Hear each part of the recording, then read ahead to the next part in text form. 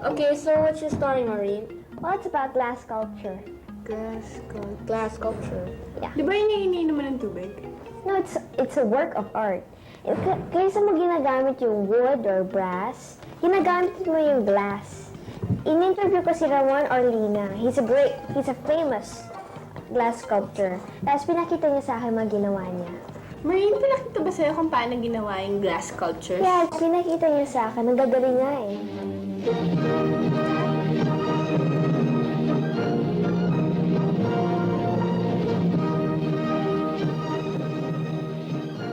I have seen wooden, bronze, or even ceramic sculptures, but this is the first time that I've seen glass. These glass sculptures are the works of Ramon Orlina. He's a very well-known glass artist. Mr. Orlina was the one who introduced here in the Philippines the use of glass as a medium for sculpture. When did you start glass making? I mean glass sculpturing? Actually, I started it in 1976.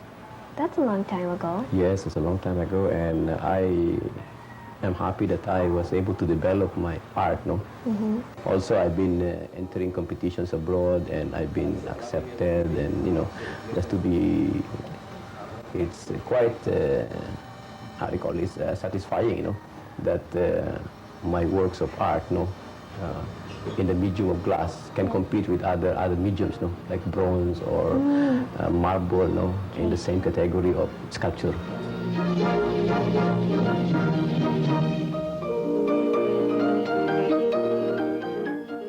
They call it studio glass. It's very thick and looks difficult to sculpt. But how does he do it? In my case, actually, I use blocks of glass, which is made specially from block, what we call the callets, and I cut it, grind, smooth, and polish. But glass is a very, very hard material, so the only way I can cut through glass is by diamond. Diamond? Yeah, diamond cutters. I work on glass like working on jade. Yeah. We don't really chisel it like a marble, but what the process is abrasing it. So, para bang kinukut-kut mo na kinukut-kut, Matagal na process. Yeah, matagal na process. So after I make the kut-kut, na sinasabi nga natin, di ba? Then, i-smooth yan, Okay. But before you can put, gagrinding muna. Cutting, grinding, smoothing, and polishing are the basic steps. But they don't have to be done in that order. The chunk of glass passes through the various steps several times over until it takes the form or shape that Mr. Orlina wants.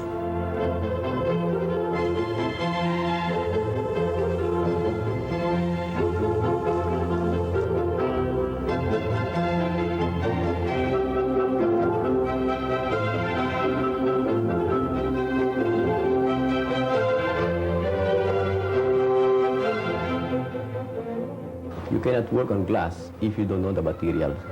Okay. You have to know what glass is made of, Do you know what glass is made of? Well, these big chunks of glass are actually made from little bits of sand. Glass is made from silica sand. Through an industrial process, sand is heated, melted, molded, and slowly cooled to form glass. But this is not what Mr. Orlina does. He already gets the glass ready-made. Why does the glass become greenish? The green is still in my glass is because of the iron content of the silica. The silica makes it greenish,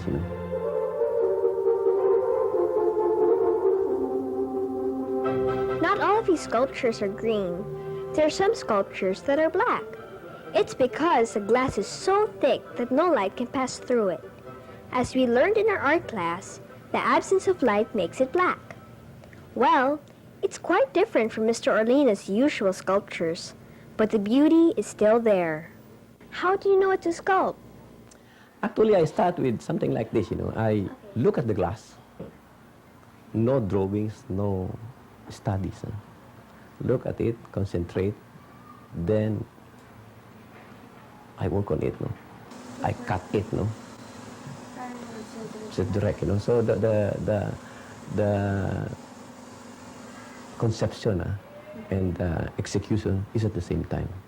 I mean, I think what I come out with or what comes out from my works, are accumulations of my life, I mean, what I've been doing since I was a kid to this time, you know.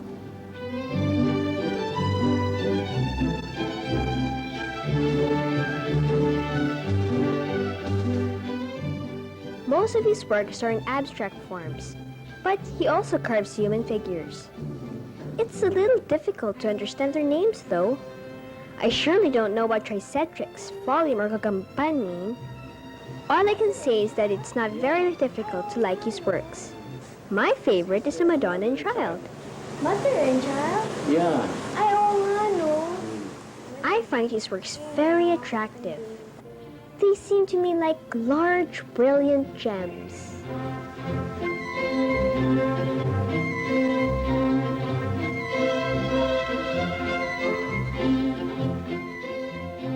I think glass is a very fascinating medium. It's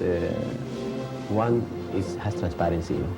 So let's say if we talk of sculpture, you know, we need light. You know, light can go in. You know, so it's then I can also work not only on the form of the outside but also the inside. So I have what I can call the fourth dimension.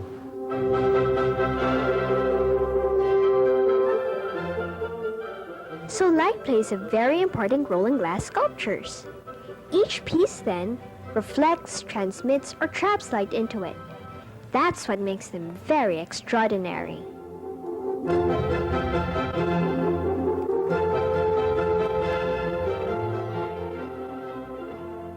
Do you think po na dahil sa glass sculpture ninyo, it would give the Philippines a good name to other countries that kaya talaga ng mga Pilipino? Yeah, I think so. Not that I am speaking through my chi, no, but I was just elected as one of the sculptors, no, out of maybe around 8,000, no, and there were just 63 of us, no, who are in the finals, no, in the Osaka Triennale. This is a Triennale, so it means it's not only glass, no, it's all kind of materials, no. Yeah, I hope I get an award. It's not only for myself, but For the for the country. Philippines. How, makabayan talaga. I think maybe in 1 or 2 years I'll be putting up a school in glass sculpturing, and I think it's the only way that I can really help the other young ones like you to learn more about the medium, learn more about art, and yeah, I think it's something also that the Filipinos can handle well. I would love to learn to be a glass artist myself, wouldn't you?